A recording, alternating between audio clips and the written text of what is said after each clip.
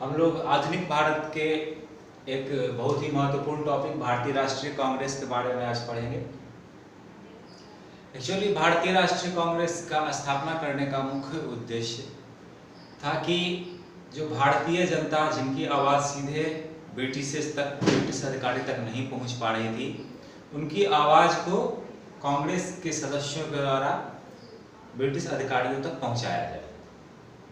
लेकिन भारतीय राष्ट्रीय कांग्रेस के स्थापना से जुड़े कई विवाद भी हैं, जिनमें से एक विवाद है कि चूंकि इनका स्थापना एक अंग्रेज जो स्कॉटलैंड के हैं एलन ऑक्टेवियन ह्यूम, जो कि स्कॉटलैंड ग्रेट ब्रिटेन के हैं, उन्होंने भारतीय राष्ट्रीय कांग्रेस की स्थापना की है, जो कि एक विवाद का विषय है कि जब भारतीय जनता के भलाई के लिए और उसके लिए अगर एक संगठन का स्थापना किया जा रहा है तो फिर एक अंग्रेज अधिकारी क्यों उसकी स्थापना कर रहा है। दूसरा विवाद है, उस समय लोगों का मानना था कि भारतीय राष्ट्रीय कांग्रेस बिल्कुल अंग्रेज के सेफ्टी वाल्व की तरह काम कर रही है। जैसे प्रेशर कुकर में अंदर में जब वाष्प ज़्यादा बन जाता है तो वो सीटी के द्वारा वाष्प बाहर निकल जाता है, ठीक वैसे ही अंग्रेज जब नियम कानून कुछ ऐसा लाते थे भारतीय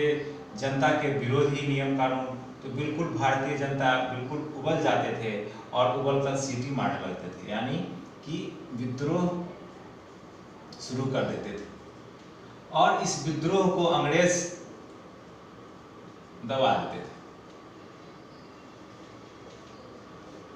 इस विद्रोह को अंग्रेज दबा दिया करते थे। लेकिन हम लोग देखे थे कि 1857 में एक ऐसा विद्रोह हो रहा है, यानी एक ऐसी सिटी बज रही है जो कि बंद होने का नाम ही नहीं ले रही है। किसी तरह से 1857 में बहुत ही मुश्किल से अंग्रेज अपना सत्ता भारत में बचा पाया था। तो इस स्थिति से बचने के लिए, ताकि कोई एक ऐसा विस्फोट न हो जाए, स्थिति आउट ऑफ कंट्रोल न हो जाए, तो इसके लिए अंग्रेज ने भारतीय राष्ट्रीय कांग्रेस के रूप में एक सेफ्टी वाल्व का, भारतीय राष्ट्रीय कांग्रेस का उपयोग एक सेफ्टी वाल्व के रूप में किया, ताकि जब अंदर में प्रेशर जब ज्यादा बन जाए, भाप ज्यादा बन जाए, तो इस सेफ्टी वाल्व के द्वारा इस भाप को, यानी इस विद्रोह, इस गुस्सा को दबाया जा सके।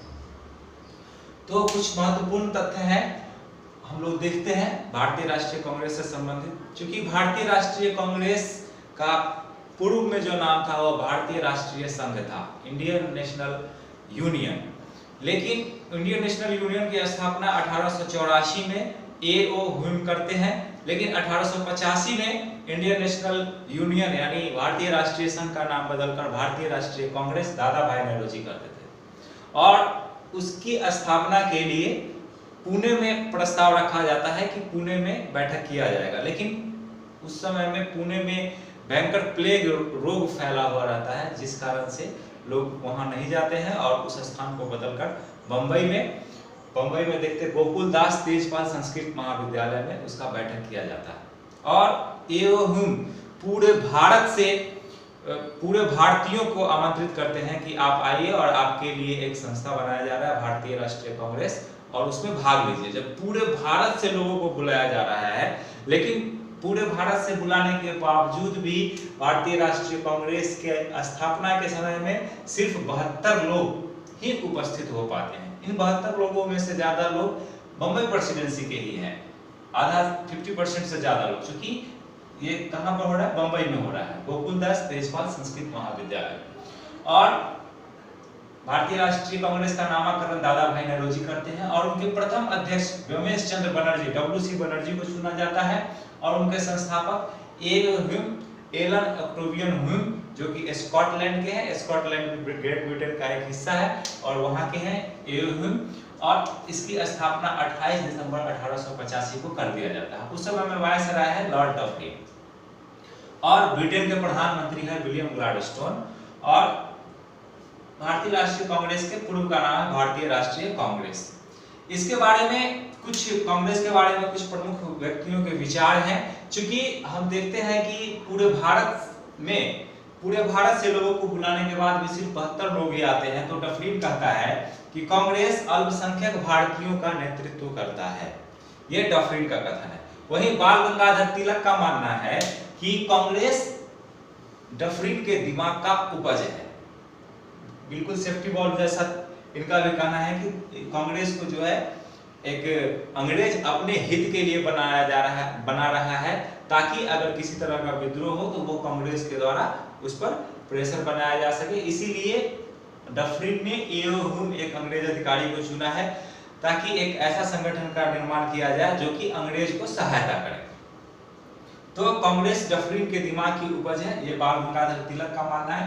और बाल गंगाधर तिलक ने एक और बात कही थी, क्योंकि हम जब आगे देखेंगे, जब भारतीय राष्ट्रीय कांग्रेस के अधिवेशन को देखेंगे, तो भारतीय राष्ट्रीय कांग्रेस का अधिवेशन वर्ष में एक बार होता है लगभग, और लगभग दिसंबर माह में किया जाता था। तो उसके बारे में बाल गंगाधर तिलक का एक और कथन है। उन्होंने कहा था कि अगर हम इसी तरह एक वर्ष में एक बार मेढक की तरह टटराते रहे तो हमारा कुछ भी नहीं होने वाला। कांग्रेस के बारे में बिपिन चंद्र पाल, लाल बाल पाल जानते हैं आप लोग, और उसी में से बिपिन चंद्र पाल हैं। उनका कहना है कि कांग्रेस जो है सो भीख मांगने वाली संस्था है, यानी याचिका करने वाली संस्था है। वहीं बंकिम चंद्र चटर्जी, उनका कथन है कि कांग्रेस के लोग पदों के भूखे राजनीतिक हैं, जबकि अरविंद घोष कहते हैं कि कांग्रेस क्षय रोग से मरने ही वाली है।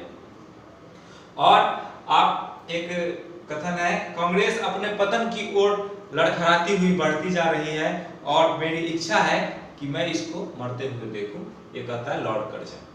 और जब भारतीय राष्ट्रीय कांग्रेस हम लोग जब देखेंगे, अभी इसके और आगे के फेज पर देखेंगे, तो देखेंगे शुरुआती दौर में तो बिल्कुल सेफ्टी वॉल्व की जैसा ही काम कर रहा है, लेकिन बाद में वही चीज बदल जाता है और हमारे भारत की आजादी में एक महत्वपूर्ण भूमिका निभाती है भारतीय राष्ट्रीय कांग्रेस। और जब हमको स्वतंत्रता की प्राप्ति हो जाती है तो उसके बाद महात्मा गांधी बोलते हैं कि कांग्रेस को समाप्त कर देना चाहिए। अब आगे देखते हैं भारतीय राष्ट्रीय कांग्रेस का अधिवेशन।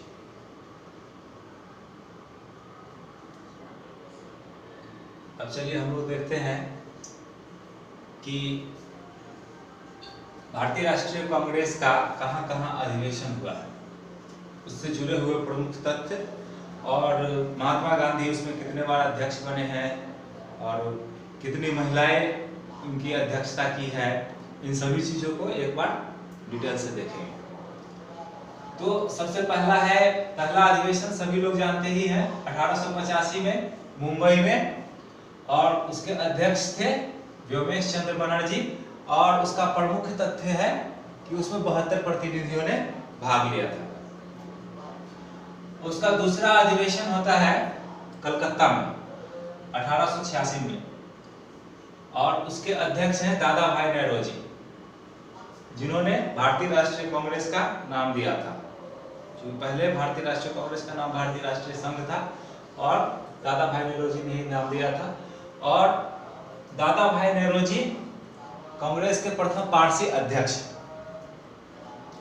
फिर अगला 1887 में मद्रास में बदरुद्दीन तैयब जी, और ये बहुत ही इंपॉर्टेंट क्वेश्चन है कि कांग्रेस के प्रथम मुस्लिम अध्यक्ष बदरुद्दीन तैयब जी। फिर 1888 में इलाहाबाद में अगला बैठक होता है और उसकी अध्यक्षता करते हैं जॉर्ज यूलो, जो कि एक अंग्रेज है। इसीलिए क्वेश्चन है कि भारतीय राष्ट्रीय कांग्रेस के प्रथम अंग्रेज अध्यक्ष तो जॉर्ज यूलो, प्रथम अंग्रेज या प्रथम ईसाई अध्यक्ष। इस तरह से प्रथम पारसी दादा भाई नौरोजी, प्रथम मुस्लिम अध्यक्ष बदरुद्दीन तैयब जी, प्रथम ईसाई या प्रथम अंग्रेज अध्यक्ष जॉर्ज यूलो। अगला है पांचवा बैठक भारतीय राष्ट्रीय कांग्रेस का 1889 मुंबई में, और उसके अध्यक्ष हैं विलियम वेडरबर्न। विलियम वेडरबर्न एक बार और दो बार अध्यक्षता करते हैं। 1910 में भी ये भारतीय राष्ट्रीय कांग्रेस के अध्यक्षता करते हैं, यानी कुल 4 अंग्रेज भारतीय राष्ट्रीय कांग्रेस के अध्यक्ष बने हैं, जिसमें से विलियम वेडरबर्न 2 बार अध्यक्षता करते हैं। इसलिए अगर प्रश्न आता है कि कितने अंग्रेजों ने कितनी बार भारतीय राष्ट्रीय कांग्रेस की अध्यक्षता की है, तो कुल 5 बार। कितने अंग्रेजों ने, तो 4 अंग्रेजों ने। ये द्वितीय अंग्रेज है और ये इन्होंने 2 बार अध्यक्षता किया था। तो प्रथम अंग्रेज अध्यक्ष जॉर्ज यूलो और द्वितीय विलियम वेडरबर्न, जिन्होंने 2 बार अध्यक्षता किया। अगला 12वां बैठक है 1896 में और कलकत्ता में होता है। इसके अध्यक्ष है रहमतुल्लाह सयानी। और इसमें सबसे इम्पोर्टेंट चीज है कि इसी समय कलकत्ता अधिवेशन में 1896 के कांग्रेस के कलकत्ता अधिवेशन में प्रथम बार वंदे मातरम को गाया गया। वंदे मातरम जो हमारा राष्ट्रीय गीत, और वंदे मातरम की रचना किसने की है? बंकिम चंद्र चटर्जी। और ये वंदे मातरम लिया गया है किस पुस्तक से? आनंद मठ से। और आनंद मठ में लिखा गया है किस चीज के बारे में? तो सन्यासी विद्रोह के बारे में लिखा गया है। अगला होता है आपका 1905 में बनारस में, और इसके अध्यक्ष हैं गोपाल कृष्ण गोखले। और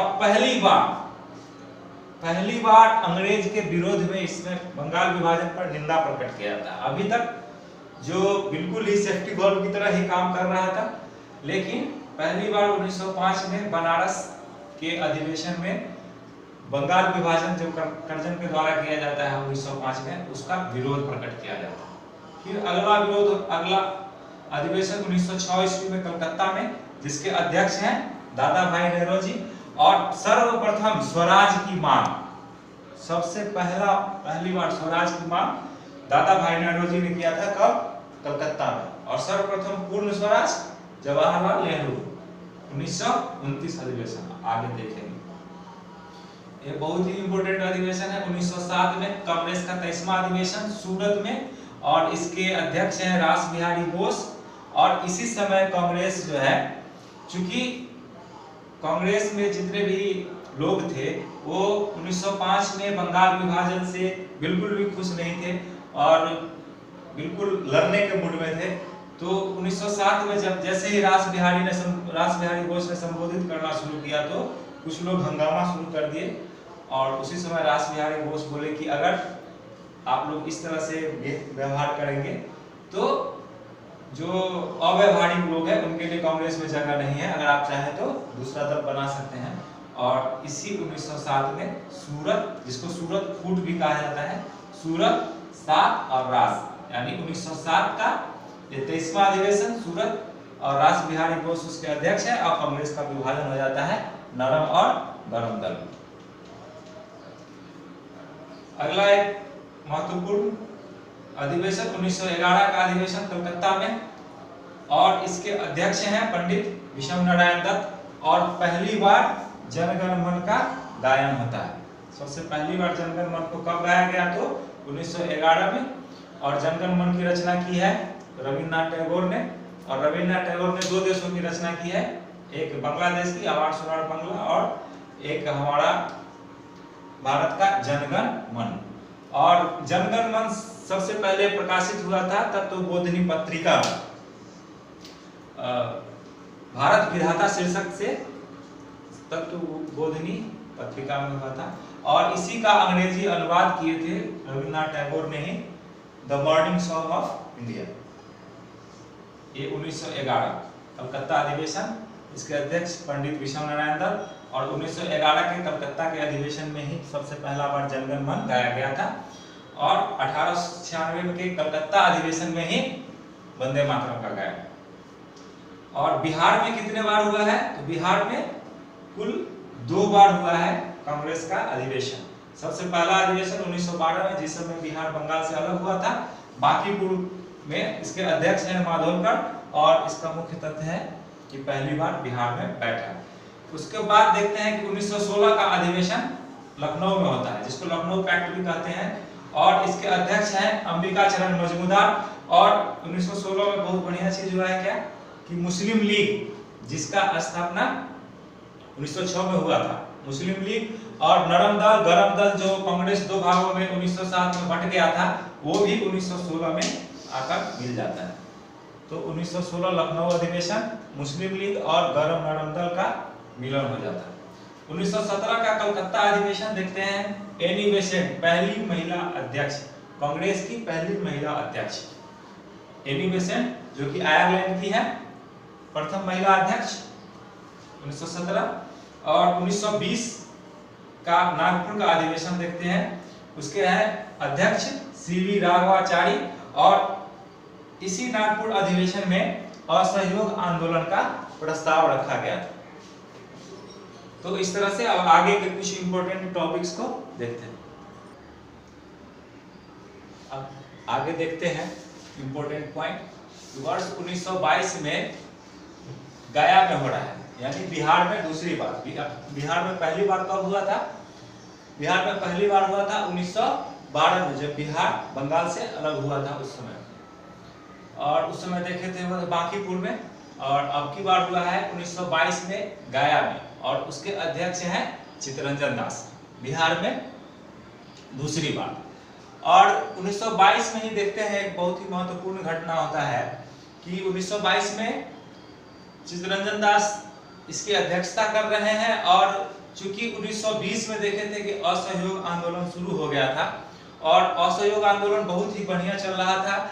जो उसके इम्पोर्टेंट नेता थे, गांधी जी को छोड़कर सभी लोग जेल में थे, लेकिन जेल में रहकर भी वो लोग बहुत खुश थे, क्योंकि जनता अच्छी तरह से असहयोग आंदोलन को समर्थन दे रही थी। लेकिन 1922 में देखते हैं कि चौड़ी चौड़ा में एक थाना को फूंक दिया जाता है और कुछ पुलिसकर्मी को जलाकर मार दिया जाता है। तो जो असहयोग आंदोलन मतलब बिल्कुल ही फुल एक्सीलरेटर और फुल स्पीड में चल रहा था, वो अचानक से गांधी जी के कारण ब्रेक लगा दिया जाता है और गांधी जी उसको स्थगित कर देते हैं 1922 में।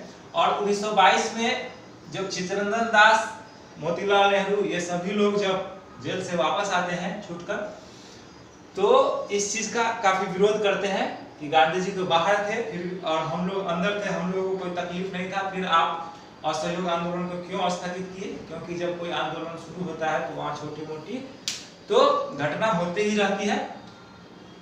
और चित्तरंजन दास ने कहा कि जहां गांधी जी रहेंगे वहां हम लोग नहीं रहेंगे। इसी पर गांधी जी ने बोला था कि हम कांग्रेस में हैं, जिसको जहां जाना है वो वहां चले जाए। तो उस समय देखते हैं कि सभी लोग फिर निकल जाते हैं और 1923 में आपको स्वराज पार्टी का स्थापना होता है।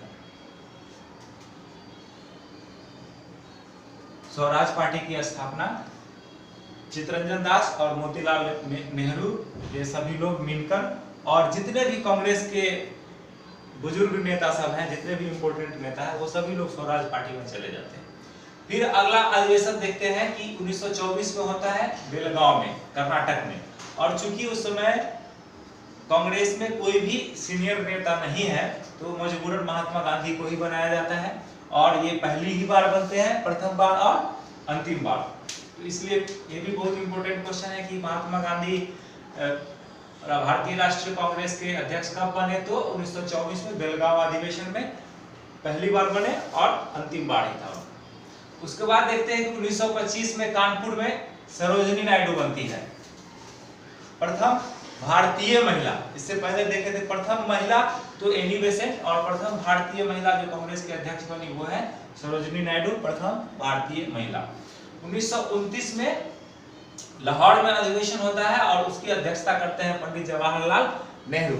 और उसका उस समय प्रथम बार पूर्ण स्वराज की मांग होती है। पूर्ण स्वराज, प्रथम बार स्वराज की मांग 1906 में दादा भाई नेहरूजी, और पूर्ण स्वराज की मांग 1929 में पंडित जवाहरलाल नेहरू उसके अध्यक्ष है। और इसी अधिवेशन 1929 में ही यह निर्णय लिया जाता है कि 26 जनवरी 1930 से स्वतंत्रता दिवस मनाया जाएगा। और उस समय से 26 जनवरी 1930 से लगातार स्वतंत्रता दिवस 26 जनवरी 1947 तक मनाया जाता है, और 15 अगस्त 1947 को भारत आजाद हो जाता है। फिर इस यादगार दिवस को यादगार रखने के लिए हम लोग 26 नवंबर 1949 को संविधान बनकर तैयार हो गया था, फिर भी हम लोग गणतंत्र दिवस संविधान का जो लागू करते हैं वो 26 जनवरी 1950 को किया जाता है। तो इसी चीज को याद करो। अगला है 1931 का कराची का अधिवेशन, और उसके अध्यक्ष हैं सरदार वल्लभ भाई पटेल, और उस पर मौलिक अधिकार पर चर्चा किया गया। 1937 का फैजपुर का अधिवेशन, ये भी इम्पोर्टेंट है, इसके अध्यक्ष हैं जे.आर. नेहरू। और अभी तक हम लोग देखते हैं कि कांग्रेस का जितना भी अधिवेशन हो रहा है वह सब बड़े बड़े शहरों में हो रहा है, लेकिन पहली बार फैजपुर एक गांव है और पहली बार गांव में कांग्रेस का सम्मेलन हो रहा है फैजपुर में 1937 में। और सुभाष चंद्र बोस पहली बार बने 1938 के हरिपुरा अधिवेशन में अध्यक्ष। और चूंकि इनका भाषण से सभी लोग बहुत खुश था, तो फिर से इनको 39 के लिए भी नामित कर दिया गया था त्रिपुरी अधिवेशन में। लेकिन त्रिपुरी अधिवेशन में महात्मा गांधी पट्टाभी सीतारमैया को खड़ा कर दिए सुभाष चंद्र बोस, क्योंकि महात्मा गांधी नहीं चाहते थे कि सुभाष चंद्र बोस दोबारा बने। तो पट्टाभी सीतारमैया और सुभाष चंद्र बोस में जब इलेक्शन हुआ तो सुभाष चंद्र बोस जीत गए और पट्टाभी सीतारमैया का हार हुआ था। और उसी समय बहुत इंपॉर्टेंट कथन है महात्मा गांधी का कि महात्मा गांधी बोले थे कि यह पट्टाभी सीतारमैया का हार नहीं है, यह गांधी का हार है, यानी मेरा हार है। और इसी अधिवेशन में बोले थे कि तुम लोग ये मत भूलो कि हम वही गांधी हैं कि हम देश के बालू से कांग्रेस से बड़ा संगठन खड़ा कर ले। तो ये कथन भी महात्मा गांधी का है और ये इसी अधिवेशन में 1939 में त्रिपुरी अधिवेशन में बोले थे। अब देखिए कि 1940 के रामगढ़ का अध्यक्ष है रामगढ़ अधिवेशन में मौलाना अबुल कलाम आजाद। इनके नाम दो इंपोर्टेंट मुख्य तथ्य है कि मौलाना अबुल कलाम आजाद हम लोग देखेंगे कि 1922 में जब झगड़ा होता है तो 1923 में स्वराज पार्टी बन जाता है और 1923 के अधिवेशन में भी मौलाना अबुल कलाम आजाद को अध्यक्ष बनाया जाता है, जो कि सबसे कम उम्र के 35 वर्ष के आयु में तो सबसे कम उम्र के भारतीय राष्ट्रीय कांग्रेस के सबसे कम उम्र के अध्यक्ष मौलाना अबुल कलाम आजाद। और चूंकि उस समय द्वितीय विश्व युद्ध चल रहा था तो 1939 से चल रहा था, 1940 में ये मौलाना अबुल कलाम आजाद बन जाते हैं और 41, 42, 43, 44, 45 में कांग्रेस का कोई भी अधिवेशन ही नहीं होता है। तो इसलिए यही कंटिन्यू रहते हैं मौलाना अबुल कलाम आजाद, क्योंकि अगला अधिवेशन होगा तो फिर वहां दूसरा अध्यक्ष को चुना जाएगा। तो सबसे लंबे समय तक भारतीय राष्ट्रीय कांग्रेस के अध्यक्ष रहने वाले व्यक्ति मौलाना अबुल कलाम आजाद और सबसे कम उम्र में भी भारतीय राष्ट्रीय कांग्रेस के अध्यक्ष बनने वाले व्यक्ति मौलाना अबुल कलाम आजाद। अब देखते हैं 54वां अधिवेशन 1946 का मेरठ और उसके अध्यक्ष हैं जेबी कृपलानी। इनके समय का इंपॉर्टेंट बात है कि इनके समय में ही 15 अगस्त 1947 को भारत आजाद हुआ था। तो ये भी एक इंपॉर्टेंट क्वेश्चन आता है कि भारत की आजादी के समय कांग्रेस का अध्यक्ष कौन था, भारतीय राष्ट्रीय कांग्रेस का अध्यक्ष कौन था, तो जेबी कृपलानी। इस तरह से हम बहुत ही महत्वपूर्ण बिंदु को देखें कि कुल भारतीय राष्ट्रीय कांग्रेस के कुल 3 महिला अध्यक्ष बनती है, जिसमें से 2 विदेशी हैं, पहला एनी बेसेंट और नलिनी सेनगुप्ता, और एक सरोजिनी नायडू प्रथम भारतीय महिला अध्यक्ष। और इसका लगभग आजादी से पहले 10 अधिवेशन कलकत्ता में किया जाता है। मौलाना अबुल कलाम आजाद सबसे कम उम्र के अध्यक्ष और सबसे अधिक समय तक। बाल गंगाधर तिलक एक महत्वपूर्ण व्यक्ति हैं कांग्रेस के, लेकिन बाल गंगाधर तिलक वो कांग्रेस के अध्यक्ष, भारतीय राष्ट्रीय कांग्रेस के अध्यक्ष एक बार भी नहीं बनते हैं। महात्मा गांधी एक बार बनते हैं।